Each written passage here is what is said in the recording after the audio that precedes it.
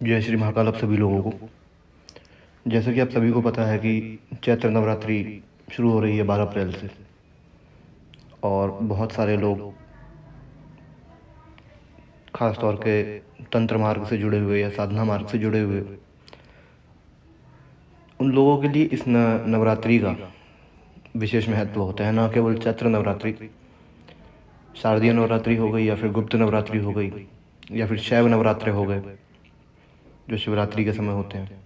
इन कुछ समयों का विशेष महत्व होता है क्योंकि यहाँ पर शक्ति के इस एक उस आयाम की उपासना की जाती है, शक्ति के उस प्रकार की साधना की जाती है जो कि जागृत होती है। जागृत होने का अर्थ यहाँ पर ये नहीं है कि ये शक्तियाँ साल भर सोई रहती हैं। जागृत होने का अर्थ ये है कि ये वो समय होता है जहाँ पर कि ये शक्तियाँ अपने पूर्ण वेग में होती हैं, अपने पूर्ण रूप में होती हैं, और पृथ्वी पर वास करने वाले मनुष्यों को अपनी कृपा से लाभान्वित करती हैं।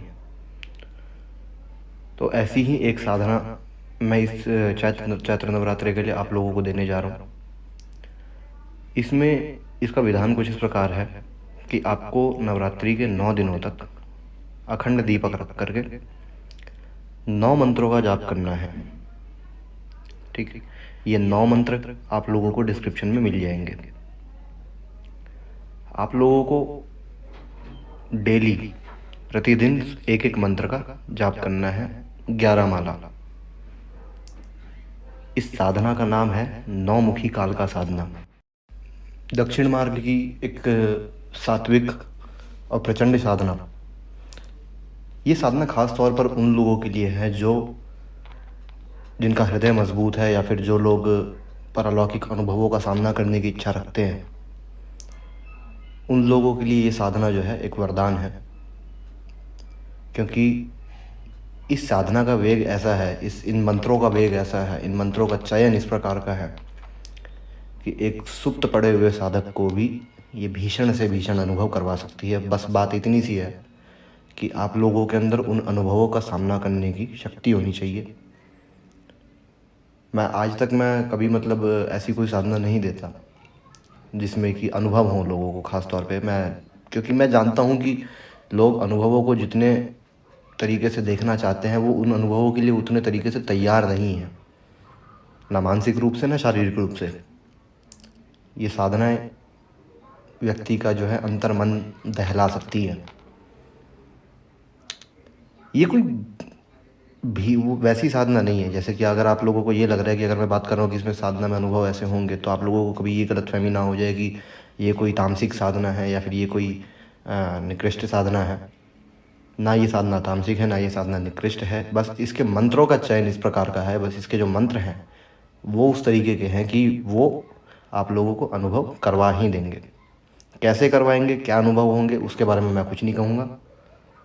ये साधना परीक्षित है, ये परीक्षित साधना है। परीक्षित का अर्थ यहाँ पर ये है कि इस साधना को मैंने खुद किया है, और मेरे कुछ चुनिंदा जो साधक हैं उन्होंने इस साधना को किया है, और इस साधना का कोई भी दुष्परिणाम नहीं हुआ।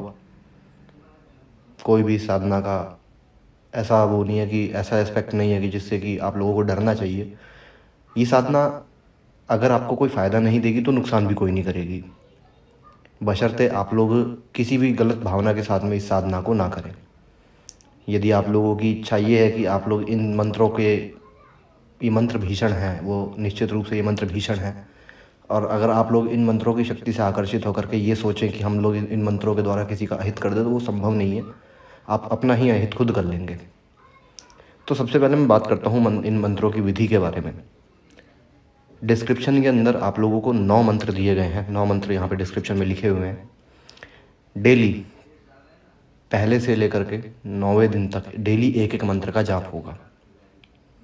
ठीक है, अंतिम दिन जिस दिन जो साधना का 9वां दिन है, उस दिन इन मंत्रों का जो हवन होगा, इन मंत्रों का 3-3 माला का हर मंत्र का हवन होगा, यानी कि कुल 27 माला का इसमें हवन किया जाएगा।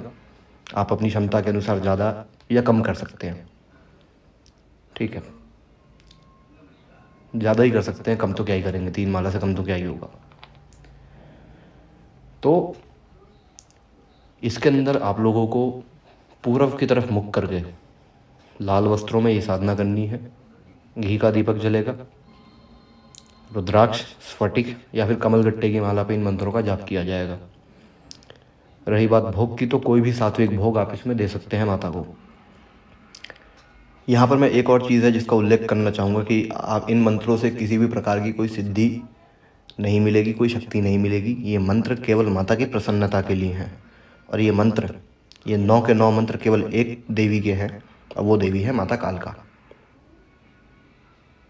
माता कालका के 9 मुखों की साधना है ये, 9 मुखी कालका साधना।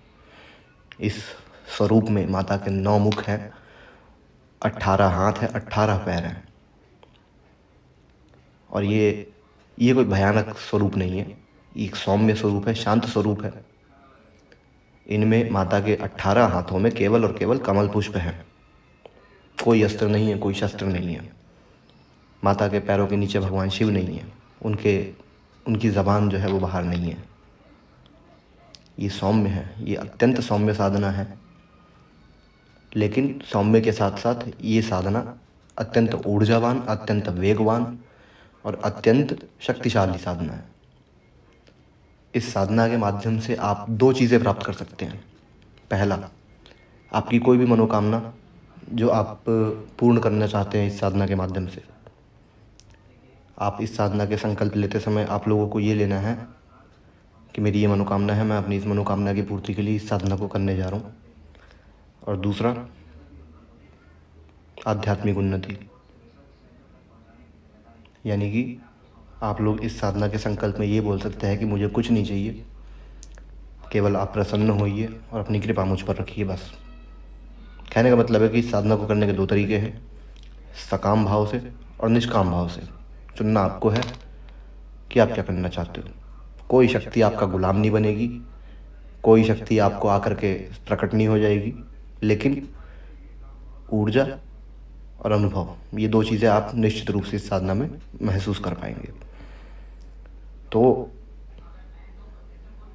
यदि आप लोगों को इस साधना से संबंधित कोई और प्रश्न है, कोई भी और बात जो आप जानना चाहते हैं, तो आप संस्थान के नंबर्स पे फ़ोन कर सकते हैं। और संस्थान का भी कुछ कारणों से एक ही नंबर इस समय चालू है जो डिस्क्रिप्शन में दिया गया है, तो आप उस पर संपर्क कर सकते हैं। और अगर आपकी कोई राय है इस साधना के बारे में, तो आप वो भी यहाँ पर साझा कर सकते हैं। अभी के लिए इस वीडियो में केवल इतना ही। जय श्री महाकाल आप सभी लोगों को।